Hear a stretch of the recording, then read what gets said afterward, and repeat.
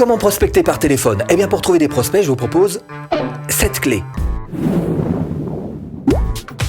Bonjour, je m'appelle Stéphane et si vous cherchez à créer votre business en ligne de 0 et 100 euros, bienvenue sur cette chaîne qui travaille à domicile. Abonnez-vous et cliquez sur cette petite clochette de notification qui vous permettra de ne rien louper. Ça marche. Ah bah si, la prospection téléphonique, ça marche. Et d'ailleurs, c'est principalement dû au fait que tout le monde est focus sur l'email marketing. Voilà, collecter des adresses email. Donc du coup, ça ouvre quelques portes. Alors c'est vrai qu'il y a des difficultés. Il va nous manquer un truc qui est important. C'est la présence physique. Ouais, en même temps, ça se travaille, c'est pas si grave que ça. C'est vrai aussi que souvent, on a l'impression que nos coups de téléphone n'ont pas grande importance, l'impression d'être un peu repoussé, de mettre des coups d'épée dans l'eau. Alors qu'est-ce qu'on fait? On laisse un maximum de messages à gogo qui finalement n'aboutissent que très très peu. Et pourtant, ça marche. Alors pour 2 raisons principales. La première, c'est que de nos jours, on a toujours ça sur nous. Et puis la deuxième, c'est que y a les réseaux sociaux. Donc du coup, on a de moins en moins d'appels téléphoniques. Donc, ça marche. Première clé, préparez-vous. Préparez-vous, ça veut dire connaître vos objectifs, qu'ils soient tout à fait clairs dans votre tête et que vous sachiez exactement ce à quoi vous voulez arriver à la fin de votre conversation téléphonique.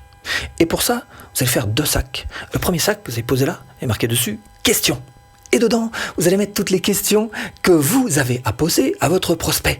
Voilà, mettez ça dedans. Et à côté, vous faites un autre petit sac sur lequel il y aura marqué « Réponses ». Et là-dedans, vous allez mettre toutes les réponses aux questions habituellement posées par votre prospect. Voilà. Alors, pour certaines réponses, vous allez prendre les devants. Mais pour d'autres, vous allez attendre que la question vous soit posée pour avoir la bonne réponse opportune au bon moment. Voilà, c'est ça. Alors, troisième chose qui est importante, non, il n'y a pas de sac pour la troisième chose. C'est le quand. Quand est-ce que vous devez téléphoner? Alors, il y a des études très sérieuses qui sont sorties.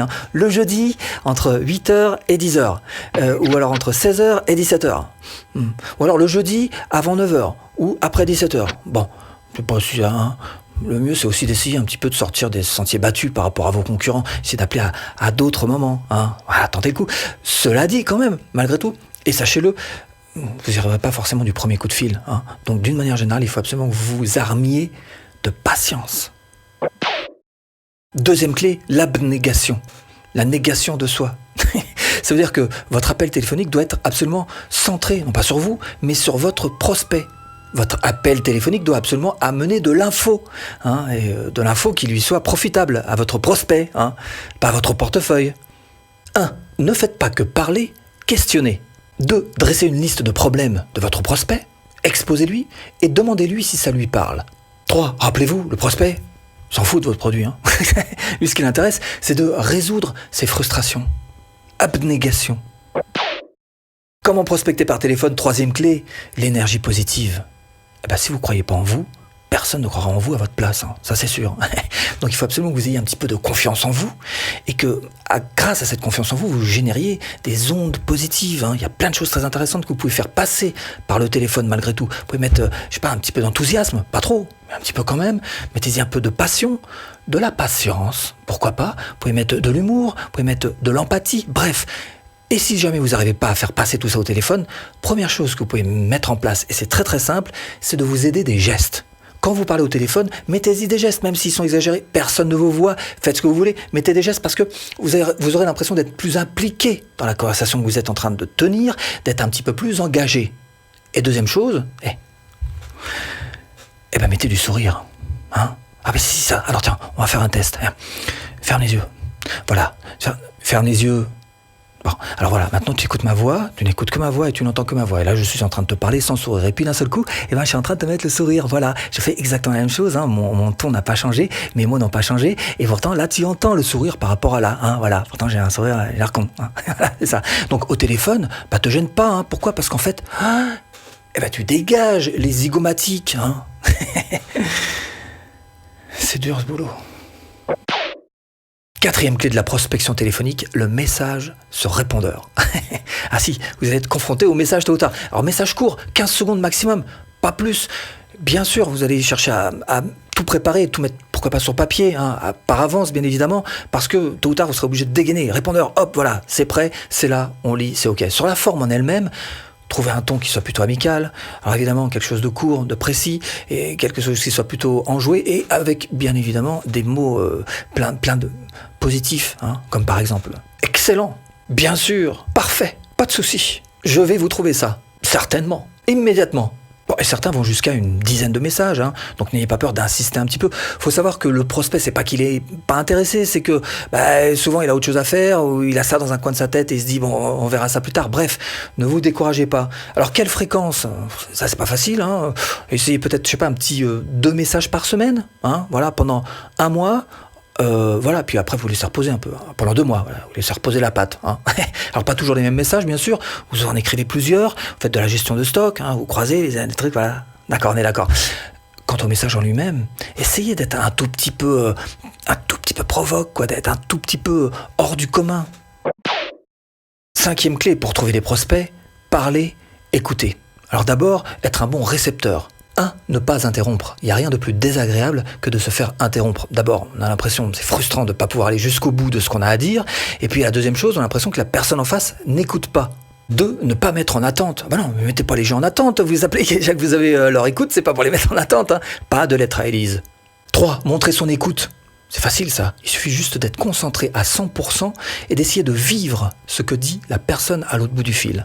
4. Pas de jargon professionnel. L'objectif, c'est quand même d'être compris, hein. Pas d'argot non plus, hein.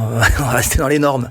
5. Pas d'ambiguïté. Bah non, le but, c'est d'être clair, c'est d'être bien compris. Donc pas des trucs un peu alambiqués ou des sous-entendus. Ou non, clair. Parler, écouter, être un bon récepteur, c'est important. Mais être un bon émetteur, c'est important aussi. 1. Parlez pas trop vite, pas trop lentement. Et sachez que de toute façon, en une trentaine de secondes, la personne qui se trouve à l'autre bout du fil vous aura, si ce n'est catalogué, au moins cerné. 2. Soyez poli, soyez honnête. Pas d'excuses, pas de lamentation. Et de manière générale, si vous le connaissez en tous les cas, essayez d'utiliser son nom. 3. Pratiquez le contre-pied. Ah bah oui, soyez différent. Et puis évitez le ton bonjour, le ton commercial, hein. C'est agaçant. Bon, 6e clé pour être performant au téléphone, il faut absolument s'enregistrer. Alors il y a 3 cas de figure, hein. Soit vous tombez sur une standardiste et vaut mieux se préparer. Soit vous tombez sur un répondeur et vaut mieux se préparer. Soit vous tombez sur le prospect directement et là vaut mieux se préparer. Donc dans tous les cas, il faut se préparer. Le mieux c'est pour être bon au téléphone et pour être bien préparé, c'est de s'enregistrer. Alors comment est-ce qu'on fait ça? Ce que vous pouvez faire si vraiment vous avez du mal, c'est de vous coller un peu façon boxeur, hein. Vous collez la photo des prospects sur le mur, prenez un téléphone et c'est parti. Allô, bonjour. Oui. Comment prospecter par téléphone? 7e clé, conclure la vente. Alors rien que ça déjà, ça mériterait une vidéo, hein, ce sujet à lui. Tout ça. D'ailleurs, j'en ai fait. Voilà, je la pose là. Hein, ouais. Elle y est pas? Ah, c'est peut-être que. Mais ça va pas tarder alors, voilà. Si j'ai oublié, tu le mets en commentaire. Hein. T'as oublié là. Voilà. Alors bref, toujours est-il que. L'idée, c'est que, d'abord, d'une part, c'est vous qui menez les débats, donc à un moment, il va falloir conclure, et c'est vous qui allez le faire, d'accord? Comment est-ce qu'on peut faire? Il s'agit d'abord d'éclaircir les idées. Et pour éclaircir les idées, ce que vous pouvez faire, c'est tout simplement un récapitulatif de ce qui a été dit. Très simple. Ce que vous pouvez faire aussi, c'est chercher à voir si tout a été couvert en posant une question. Est-ce que vous avez une question?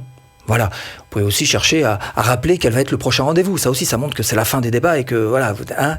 Ou alors chercher de l'engagement, hein, en disant si j'ai pas de nouvelles de vous, j'hésiterai pas à vous rappeler. Bref, à la fin, évidemment, vous allez remercier. Et si vous voulez aller un petit peu plus loin pour ce qui est d'apprendre à vendre de A à Z, ce que je vous propose, c'est cette formation offerte. Hein, voilà, pour apprendre de A à Z. Bon, j'espère vous avoir un petit peu aiguillé dans cette botte de foin. Je vous dis à bientôt en vidéo.